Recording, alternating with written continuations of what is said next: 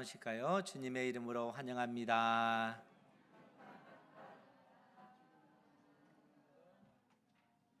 주님의 이름으로 환영하며 축복합니다. 오늘 말씀은 예수님께서 자기 고향 나사렛에 가셔서 천국 복음을 증거하신 그런 말씀입니다. 예수님의 고향은 나사렛이에요. 그럼 예수님이 어디서 태어났죠? 베들레헴에서 태어났습니다. 예수님의 모친과 또 부친인 요셉과 마리아가 로마 황제 가이사 아구스도의 명령에 따라서 호적을 하러 이 베들레헴에 방문했다가 거기서 이 아기 예수님께서 이 베들레헴의 유대 땅 베들레헴에서 태어나신 것입니다. 그런데 그 예수님께서 태어난 이후에 그때 당시 헤롯 대왕이 메시아 그리스도가 태어났다 하는 소식을 듣고 그 아기 예수를 죽이려고 하는 이 일 때문에 요셉이 천사의 인도함을 받아서 애굽 땅, 오늘날 이집트죠. 애굽 땅으로 피신하게 되어집니다. 그리고 정확하게 그 예수님의 나이는 알 수는 없지만 대략 3살이나 4살까지 이 애굽 땅에서 머문 것으로 추정되어지고 그 이후에 요셉과 마리아가 자신들의 고향인 갈릴리 나사렛으로 와서 어린 그 예수를 키우게 되어지는 것이죠.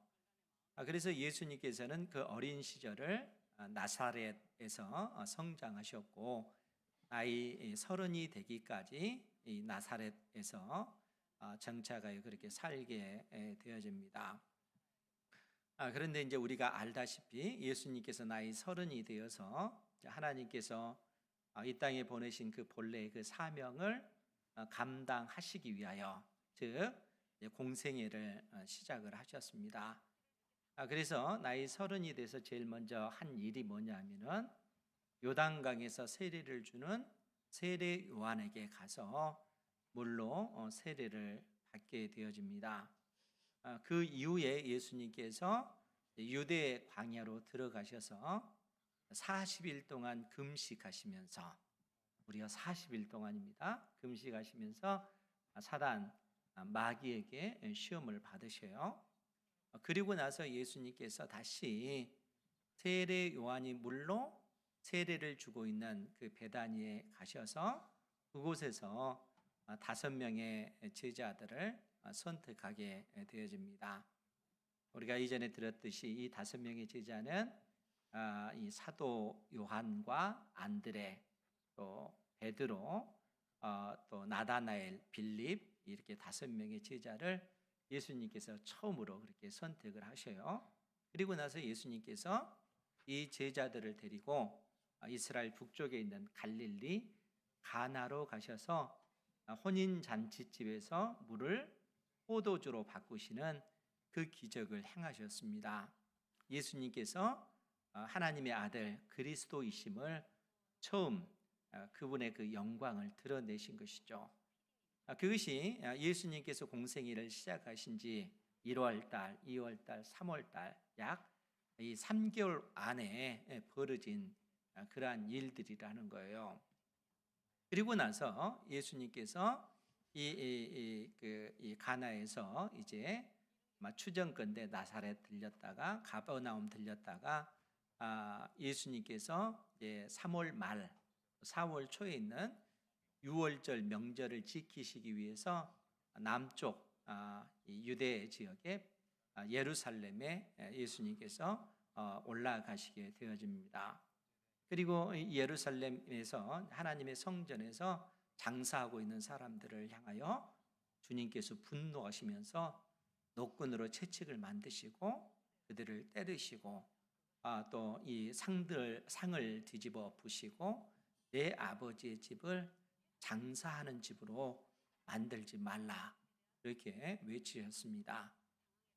사실 이때까지 예수님은 무명의 나사렛 청년이었는데 성전을 청결케 하시는 그 사건을 통해서 예수님께서 온 이스라엘에 자기 자신을 드러내셨습니다. 예수님이 바로 하나님의 아들 메시아이신 것을 선포하신 것이죠. 그리고 예수님께서는 그때로부터 약 8개월 동안 이스라엘 남쪽 지역인 유대 지역에서 천국 복음을 증거하신 것입니다. 그리고 나서 이때 이 헤롯 안디바스에 의해서 갈릴리 지역의 에논이라고 하는 곳에서 세례 요한이 이때 복음을 전했는데 이 헤롯 안디바스가 이 세례 요한을 감옥에 가두어 버리는 이러한 일이 발생합니다. 그러니까 갈릴리 지역에 하나님의 말씀이 더 이상 외쳐지지 아니하는 그러한 시기인 것이죠.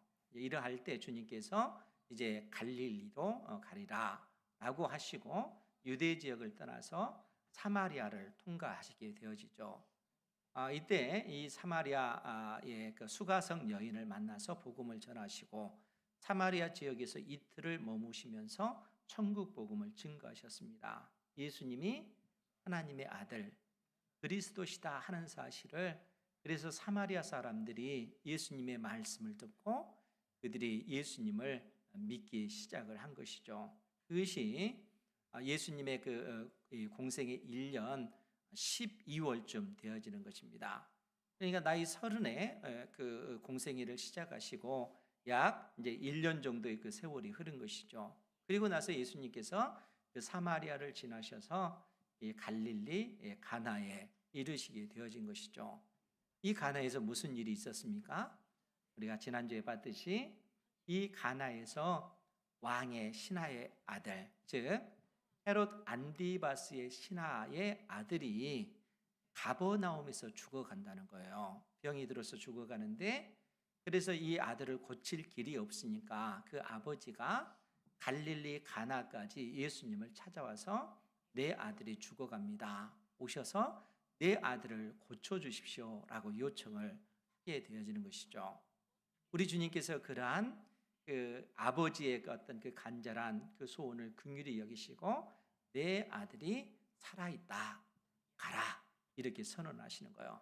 가라 내 아들이 살아있다. 그래서 주님께서 가버나움에서 병들어 죽어가는 그 아들을 고치시는 그 기적을 갈릴리 가나에서 행하신 것입니다. 그것이 이제 12월 쯤에 되어진 그 일들이라는 거예요. 그리고 나서 예수님께서 어디로 가셨을까? 그것이 좀 궁금하잖아요. 예수님께서 이 갈릴리 가나에서 가신 곳이 그래서 자기 고향 나사렛으로 가셨다는 거예요. 나사렛과 가나는 약 6km 정도 되지만은 이 나사렛이 더 높은 지대에 있습니다. 그래서 산길을 통해서 그 나사렛까지 가야 되는 약 6km의 그 거리예요. 그러니까 이 성인 남자라 할지라도 1시간 이상의 산길이기 때문에 걸어야 되는 그 길입니다. 그 나사렛에 주님께서 가셨다는 거예요. 무엇을 통해서 우리가 그 사실을 알 수 있을까라고 했을 때 오늘 누가복음 4장 23절 말씀에 보면 뭐라고 기록이 됐냐면은 예수께서 그들에게 이르시되 너희가 반드시 의사야 너 자신을 고치라 하는 속담을 인용하여 내게 말하기를 우리가 들은 바 가버나움에서 행한 일을 내 고향 여기서도 행하라 하리라. 지금 예수님께서 자기 고향 사람들 나사렛 사람들을 책망하시면서 하신 말씀입니다. 그러니까 이 고향 사람들, 이 나사렛 사람들이 예수님에게 무엇을 요구하고 있냐면은 우리가 들은 바 가버나움에서 행한 일을 내 고향 여기서도 행하라 이렇게 요청한다는 거예요. 그것이 무슨 얘기겠어요? 지금 예수님께서 가버나움에서 행하신 일은 이 가버나움에서 왕의 신하의 아들이 병들어 죽어가고 있는데 예수님께서 갈릴리 가나에서 가라 내 아들이 살아있다 이렇게 선포하심으로써 죽어가는 이 아들을 고치시는 그 기적을 행하셨다는 거예요. 그러니까 이러한 소문이 삽시간에 갈릴리 전역에 전파되어진 것이고, 그래서 나사렛 사람들도 이 소문에 대해서 익히 알고 있는 것이죠. 그러니까 이 고향 사람들이 예수님을 향해서 그러한 어떤 요청을 하고 있는 것입니다. 그러니까 예수님께서 자기 고향, 자기가 자라난 이 나사렛에 가셔서 천국 복음을 증거하시는데, 오늘 그 말씀을 좀 더 구체적으로 보도록 할게요. 16절부터 먼저 보면, 예수께서 그 자라나신 곳 나사렛에 이르사 안식일에 늘 하시던 대로 회당에 들어가사 성경을 읽으려고 서심해. 그러니까 예수님께서 이 나사렛에서 사시면서 이 나사렛에 회당이 있었다는 거예요. 이 회당이 있는데, 이 회당에서 안식일마다 예수님께서는 회당에 들어가셔서 하나님의 말씀을 듣고, 낭독되어지는 하나님의 말씀을 듣고, 때에 따라서 그 하나님의 말씀을 낭독하기도 하고 읽기도 하고, 또 그 말씀의 의미를 가르쳐 주셨다는 거예요. 그러한 일을 예수님께서 하셨다라는 그러한 의미입니다.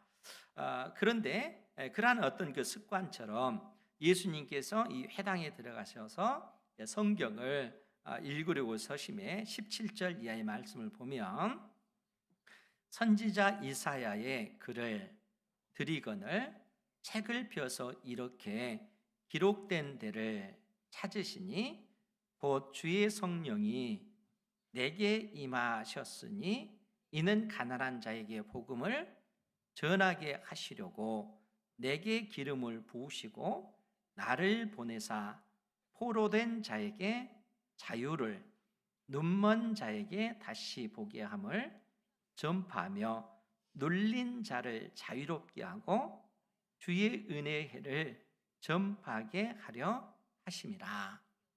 지금 예수님께서 읽으신 이 말씀은 이사야서 61장 1절에서 2절에 있는 그런 말씀입니다. 이 말씀의 의미는 장차 이 땅의 메시아 그리스도께서 오시면 이스라엘을 회복시켜 주실 것을 약속해 주시는 그 말씀입니다. 그러니까 예수님께서 지금 이사야서 61장 1절 2절에 있는 이 말씀을 읽으시고 나서 뭐라고 말씀하시냐면 20절 이하에 보면, 책을 덮어 그 맡은 자에게 주시고 앉으시니 회당에 있는 자들이 다 예수님을 주목하여 보더라. 이에 예수께서 그들에게 말씀하시되 이 글이 오늘 너희 귀에 응하였느니라. 이렇게 예수님께서 선언하신다는 거예요. 여러분, 이때 당시 이제 예수님께서 이제 이 회당에서 또 하나님의 그 말씀은 이때는 뭐 구약 성경이니까 히브리 말로 기록이 되어져 있어요. 이제 양피지에 기록된 말씀을 이처럼 낭독하는데, 여러분 이때 당시 그 예수님 당대에 유대인들이 쓰는 언어가 히브리 말이 아닙니다. 이때 당시 이 사람들이 쓰는 말이 일반적으로 이 그 유대인들은 아람어를 썼고, 또 그들 가운데 또 히브리어를 쓰는 사람들도 있습니다. 그러나 대부분 이 팔레스타인 지역에 살고 있는 유대인들은 아람어를 썼어요. 그러면 이 아람어를 왜 이스라엘 백성들이 쓰게 되었는가? 또 아람어가 어떤 언어인가? 그게 사실 좀 궁금한 부분이기도 하잖아요. 참고로 말씀을 드리면, 우리가 창세기 10장 22절에 보면은 노아의 세 아들이 나오는데, 그 세 아들이 우리가 잘 아는 셈과 함과 야벳이에요. 그런데 이제 22절에 보면은 이 셈에게서 5명의 아들이 태어납니다. 그 아들이 엘람과 이 아수르와 또 아르박삿, 룻, 아람, 이렇게 5명의 아들이 언급이 되어져요. 그러니까 노아 홍수 이후에 그 인류가 이 번성에서 이 퍼져 나갈 때 셈 계열의 셈의 그 후손들 중에 이 5명의 아들들이 이제 온 지구상에 퍼져 나갈 것 아니에요.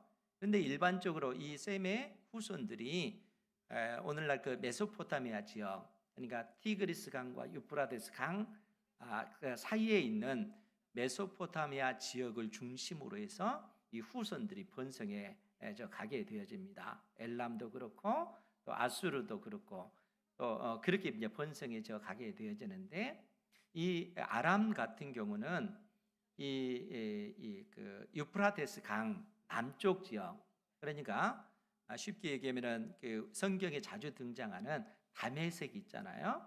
이 다메섹을 중심으로 해서 아람의 그 후손들이 번성하기 시작을 합니다. 그러니까 후손들이 번성해지면서 이제 하나의 어떤 그 부족 형태로 그렇게 발전하기 때문에 아람 왕국들이, 작은 왕국들이 많이 그렇게 등장하게 돼요. 다 아람 족속들입니다. 그래서 아람 왕국도 성경에 나오고, 또 이 하닷이라고 하는 소바, 이런 어떤 왕국, 작은 왕국들이 등장하는데 다 아람 사람들이에요. 그런데 나중에 이제 어떤 일이 벌어지냐면은 이 중동 지역에 대제국들이 등장하게 되어지잖아요. 최초로 등장한 그 나라가 아수르입니다. 그러니까 아수르와 아람은 그 셈 계열이지만 다른 어떤 족속이잖아요. 그러니까 이 아수르가 대제국을 건설하면서 아람의 그 작은 나라들이 다 멸망당하고 말아요. 그러면 아람 언어가 어떻게 되겠어요? 없어져야 되는데 반대로 이 아람 언어가 이 아수르의 공용어가 되어버리는 거예요. 그리고 나중에 이 아수르를 무너뜨리고 등장한 나라가 페르시아잖아요. 잘 얘기해 주세요. 바벨론이 등장하잖아요. 근데 이 바벨론의 공용어도 아람어예요. 이 바벨론을 무너뜨리고 등장한 나라가 페르시아잖아요. 이 나라의 언어 역시 공용어가 이 아람어를 쓰고 있는 겁니다. 그러니까 나중에 북이스라엘도 멸망당하고 남유다도 멸망당해서 이방 땅으로 포로로 끌려가서 태어난 자식들이 쓰는 언어가 뭐겠어요? 아람어를 쓰는 것입니다. 그래서 예수님 당대에 유대인들이 쓰는 언어가 아람어를 그렇게 쓰게 된다는 거예요. 물론 그들이 전혀 히브리 말을 모르는 것 아니에요. 그러나 히브리 말은 그들이 능통하지 못하고 아람어에 관해서는 능통하다는 거예요. 더더구나 나중에 이 페르시아를 무너뜨리고 등장한 나라가 헬라라고 하는 나라잖아요. 그러다 보니까 헬라가 이 중동 지역까지 지배를 했기 때문에 헬라어가 또 공용어로 쓰여지는 겁니다. 그래서 예수님의 당대에 가장 많이 쓰인 언어가 아람어와 헬라어라는 거예요. 그리고 나중에 로마가 등장하기 때문에 라틴어도 이때 당시 또 쓰여지는데 이 헬라어와 아람어만 가장 많이 쓰여지게 되어집니다. 그러니까 예수님께서 이 나사렛 회당에서 히브리 말로 기록된 하나님의 말씀을 낭독하고 나서 그 말씀에 대해서 예수님께서 풀어주시는 거예요. 그 말씀을 듣는 이 나사렛 사람들이 어떻게 되겠어요?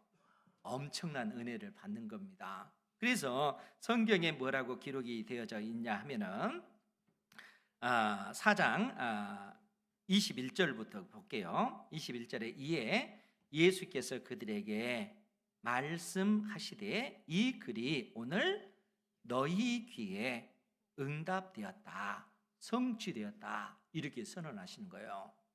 그러니까 예수님께서 이 말씀의 의미를 풀어주시고 나서 이 말씀이 지금 이루어졌다라고 선언하시는 거예요. 그리고 나서 22절에 보면 그들이, 즉 나사렛 그 고향 사람들이 다 그를 증언하고, 즉 예수님을 증언한다. 그 말이 무슨 얘기냐면은 예수님께서 증언하신 그 모든 말씀이 진리다, 옳다, 그들이 인정하게 되어졌다는 거예요. 그러니까 나사렛 사람들도 예수님께서 전하신 그 말씀, 이 땅에 메시아 그리스도께서 오심으로써 가난한 자에게 복음이 전하고 또 이 포로된 자에게 자유를, 눈먼 자에게 다시 보게 함을, 눌린 자에게 눌린 자를 자유롭게 하는 이 일이 지금 응답되었다. 이것을 풀어주니까 그 말씀이 진리구나, 옳구나, 오늘날 이 말씀이 응답되었구나, 그들이 아멘 이렇게 받아들였다는 거예요.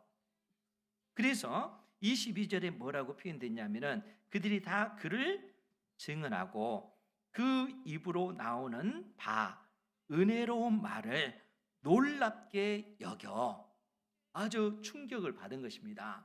그런데 그들이 현실적인 문제를 딱 생각하는 거예요. 그래서 그들이 하는 말이 뭐냐면은 아니 이 사람이 요셉의 아들이 아니냐, 예수님이 메시아 그리스도가 아니라, 아니 예수님은 우리가 어려서부터 봐왔는데 이 예수는 그의 아버지가 요셉이고 그의 어머니가 마리아가 아니냐, 그의 동생들을 우리가 알고 있는데 어떻게 예수가 메시아일 수 있단 말인가. 예수님을 하나님의 아들 그리스도로 그들이 영접하기를 거부하는 거예요.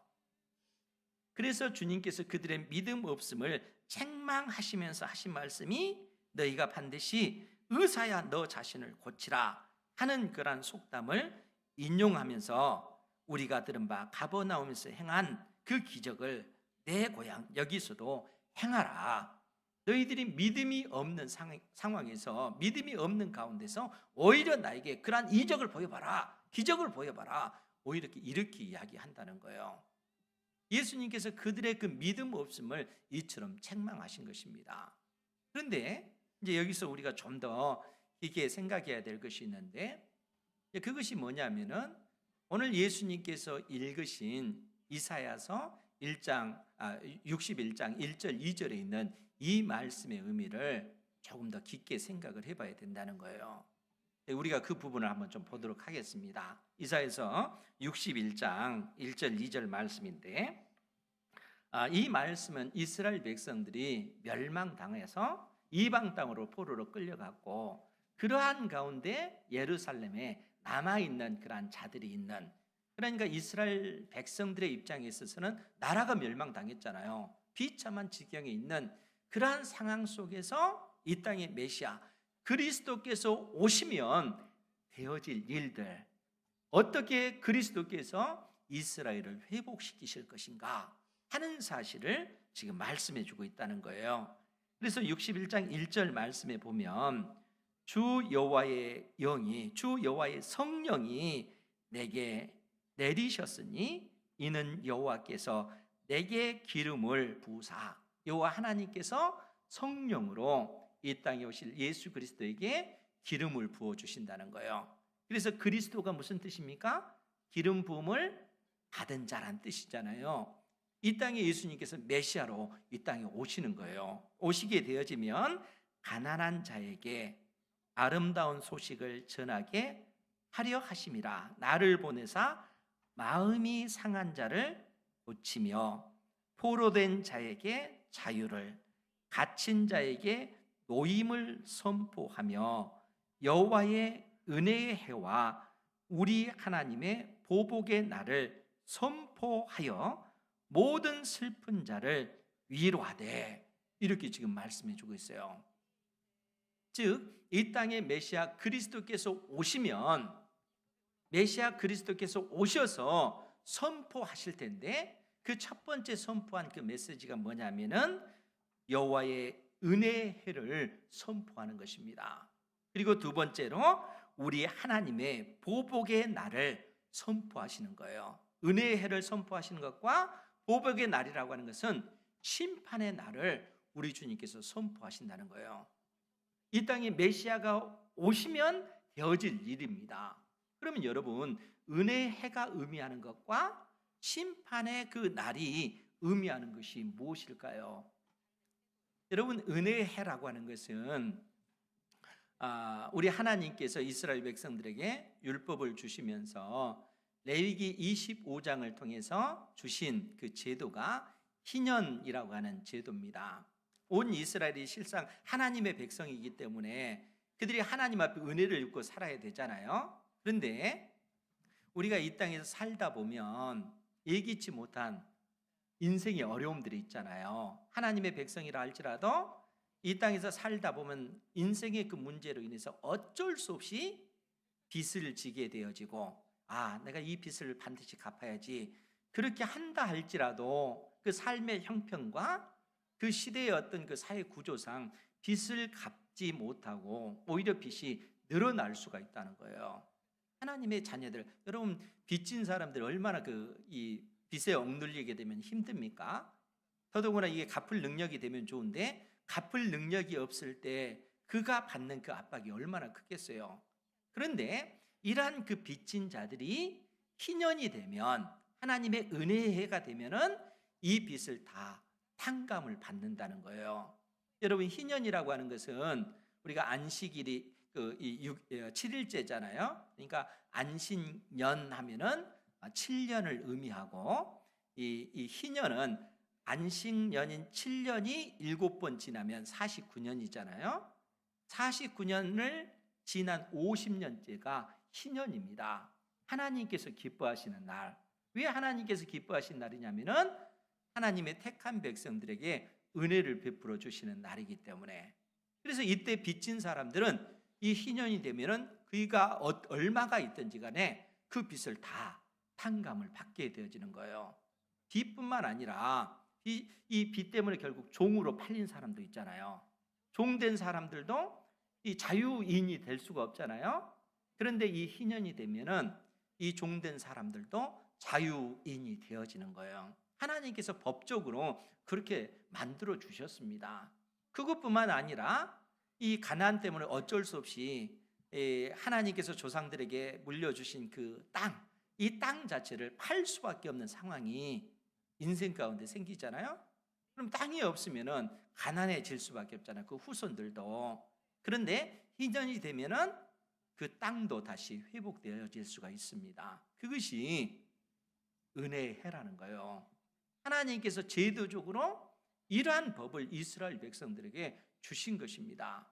그런데 지금 이사야 선지자 당대에는 이사야 선지자가 61장을 통해서 선포할 이 말씀을 주실 때는 이미 이스라엘 백성들이 멸망당하고 이방 땅의 포로로 잡혀갈 것을 전제하고 지금 말씀해 주고 있는 거예요. 그들이 이방 땅의 포로로 끌려갔고 이스라엘의 남은 자들은 비통이 할 수밖에 없잖아요. 나라가 없으니까. 그들이 고통당할 수밖에 없고 슬픔 가운데 빠질 수밖에 없는데, 그러한 상황 속에서 이 땅의 메시아 그리스도께서 오셔서 은혜의 해를 선포해 주신다는 거예요. 이스라엘을, 하나님의 그 나라, 무너진 하나님의 나라를 우리 주님께서 다시 재건해 주시겠다는 거예요. 그것이 은혜의 때라는 거예요. 그리고 이 은혜의 때의 끝에 하나님의 진노의 심판이 있을 심판의 날이 있음을 말씀해 줍니다. 그러니까 메시아 그리스도께서 오시면 이런 일이 벌어지는 거예요. 그러면 예수님께서 초림해서 시작된 것이 뭐냐면은 은혜의 해가 선포가 되어졌다는 거예요. 예수님께서 재림하실 때 이때는 온 세상을 심판하시는, 택한 백성들을 구원해 내시고 온 세상을 심판하실 그 심판의 때가 있을 것을 지금 성경이 우리에게 가르쳐 주고 있다는 거예요. 그러니까 여러분들이 지금 어느 시대에 살고 있는 거예요? 은혜의 시대에 살고 있는 거예요. 예수님께서 이 땅에 오실 때, 초림하실 때로부터 재림하실 때까지 이 기간은 은혜의 때라는 거예요. 지금 이사야 선지자가 그러한 약속을 주고 있습니다. 그렇기 때문에 이사야서 61장 2절 이하의 말씀을 보면, 여호와의 은혜의 해와 우리 하나님의 보복의 날, 심판의 날을 선포하여 모든 슬픈 자를 위로하되, 무릇 시온에서 슬퍼하는 자, 남은 자들이겠죠. 이 남은 자들에게 화관을 주어. 왜 화관을 주겠어요? 이제는 슬픔의 때가 아니라 이제는 너희들이 승리했다. 이스라엘 우리 주님께서 메시아가 다시 회복하실 때가 되었기 때문에 슬퍼하는 자들에게 화관을 주어 그 죄라고, 죄를 뒤집어 쓴다는 것은 슬픔을 극대화하는 그 외적인 표잖아요. 그 죄 대신 기쁨의 기름으로 그 슬픔을 대신하며 찬송의 옷으로 그 근심을 대신하시고, 그들이, 하나님의 택한 백성들이 의의 나무 곧 여호와께서 심으신 그 영광을 나타낼 자라 일컬음을 받게 하려 하심이라. 하나님께서 우리를 의의 나무처럼 땅에 심으셨어요. 그럼 나무는 어떤 열매를 맺겠어요? 의의 나무기 때문에, 의로움의 나무이기 때문에 의로움의 열매, 하나님의 영광을 드러내는 열매를 맺도록 우리에게 그런 은혜를 주신다는 거예요. 누가 오시면요?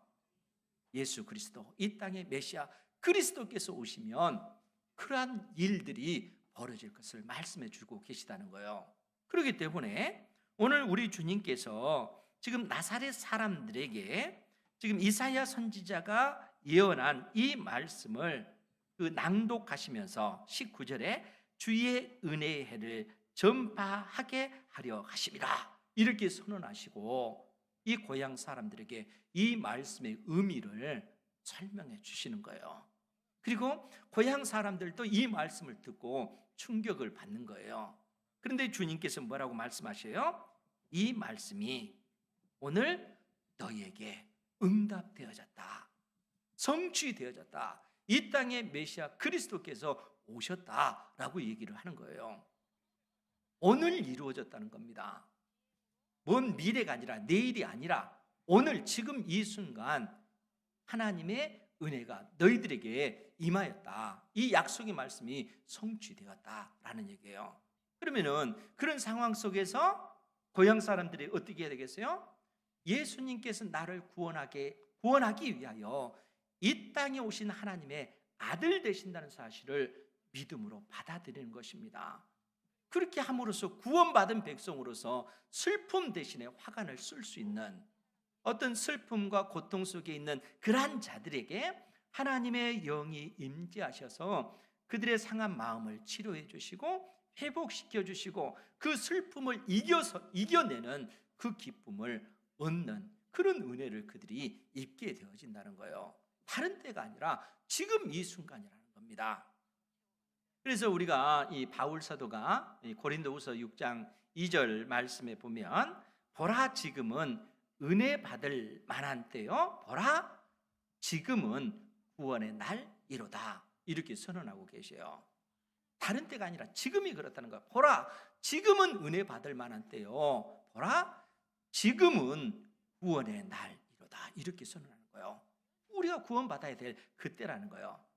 다른 때가 아니라 지금. 그러면 여러분, 우리 주님께서 이 땅에 오셔서 우리에게 전해준 그 복음의 그 실체가 무엇입니까? 우리 인생이 근본적으로 안고 있는 그 문제가 뭐예요? 죄와 죽음의 문제라는 거예요. 여러분, 모든 인생들이 근본적으로 가지고 있는 문제가 이 죄의 문제, 이 죄로부터 우리가 자유롭지 못하면 이 죄로 인해서 끊임없이 우리의 영혼이 상할 수밖에 없어요. 고통당할 수밖에 없어요. 참된 자유가 없고 죄의 권세에서 우리가 마치 감옥에 갇힌 죄수처럼 죄의 그 권세에 우리가 사로잡혀 지낼 수밖에 없습니다. 그 죄의 삭시, 사망, 죽음의 문제라는 겁니다. 그러니까 이 죄와 죽음의 문제로부터 자유로울 인생이 없는 것입니다. 주님께서 이 땅에 오셔서 우리에게 선언해 주신 그 내용이 무엇입니까? 이 땅에 우리 주님께서 오심으로써 이제는 우리가 은혜의 때, 하나님의 은혜가 베풀어지는 그러한 시대에 살고 있다는 거예요. 우리가 구원받는 것, 우리가 하나님 앞에 은혜를 입는 것이 어떤 어려운 그러한 방법이 아니라는 거예요.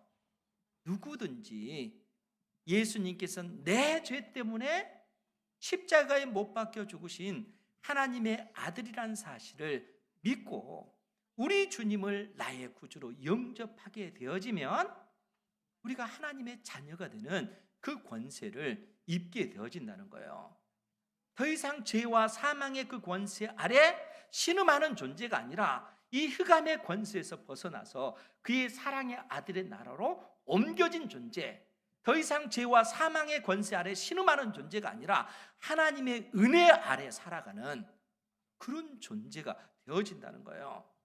우리 주님께서 지금 나사렛 사람들에게 이 복음을 증거하시는 것입니다. 그런데 그 고향 사람들은 그 복음을 받아들입니까? 받아들이질 않아요.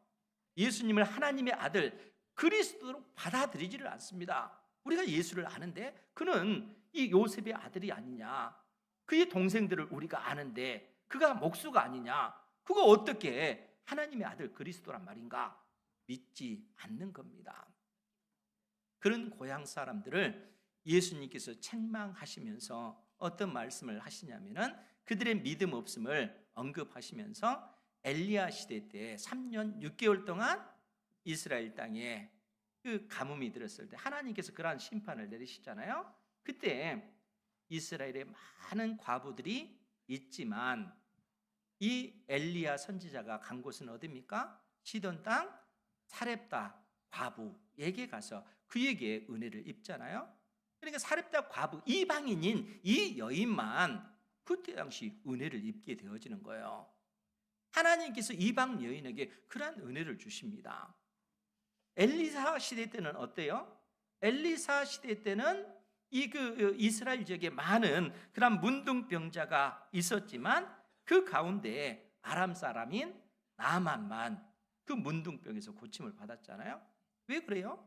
정작 이스라엘 백성들은 하나님을 믿지 않기 때문에 오히려 이방 사람들이 예수님을 믿는, 이방 사람들이 하나님을 의지하는 그 믿음 때문에 오히려 그러한 은혜를 입게 되어졌다는 겁니다. 주님께서 믿음 없는 이 나사렛 사람들을 그처럼 책망하시는 거예요.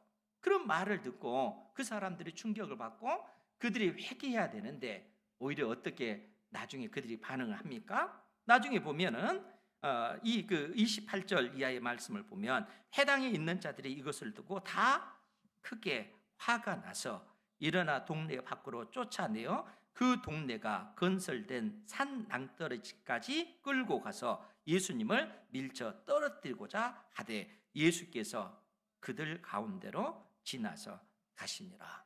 크신 권세를 드러내셔서 그들 가운데로 지나가시는 이러한 그 권세 있는 모습을 보여주고 계십니다. 그러니까 나사렛 사람들이 예수님을 나의 구주로 영접한 것이 아니라 오히려 예수님을 배척하고 대적하는 이러한 모습을 보여주고 있다 하는 거예요. 사랑하는 성도 여러분, 우리의 믿음은 어떠합니까? 정말 예수님이 나의 구주로 믿습니까? 예수님께서 죄와 사망의 권세에서 나를 구원해 내신 나의 주님이시라는 사실을 믿는다면 우리가 사나 죽으나 살든지 죽든지 부하든지 가난하든지 건강하든지 아프든지 그것과 상관없이 오직 하나님께 소망을 두고 믿음의 삶을 살아가야 한다는 거예요. 하나님께서 우리를 이 땅에서 의로운 나무로 심어주셨다는 거예요. 의로운 나무가 열매를 맺는 것은 의로운 열매입니다. 그 의로움의 그 열매를 맺음으로써 하나님의 그 영광을 드러내게 되어졌다는 거예요. 예수님을 나의 구주로 영접한 그러한 사람에게 하나님의 성령께서 친히 임재하셔서 우리의 상심한 영혼을 어루만 주시고 치료해 주시고 우리가 하나님의 사람으로 견고히 설 수 있도록 지금도 은혜를 베풀고 계십니다. 왜냐하면 지금은 은혜 받을 만한 때이기 때문에 하나님께서 무한한 은혜를 하나님의 택한 자녀인 우리에게 내려주고 계시기 때문에 그렇습니다. 이 믿음 가운데 살아가시기 바랍니다. 인생에 어떠한 어려운 일이 있고 힘든 일이 있다 할지라도 우리는 좌절할 수 있는 사람이 아닙니다. 실패할 수 있는 사람이 아니에요. 하나님께서 우리와 함께 하시기 때문에 그렇습니다. 이 믿음 가운데 견고히 세워져가는 우리 은혜교회 모든 성도 되기를 주님의 이름으로 축원드립니다. 기도하겠습니다. 거룩하신 아버지 하나님, 귀한 생명의 말씀을 통하여 오늘도 우리를 교훈하여 주시니 감사드리옵나이다.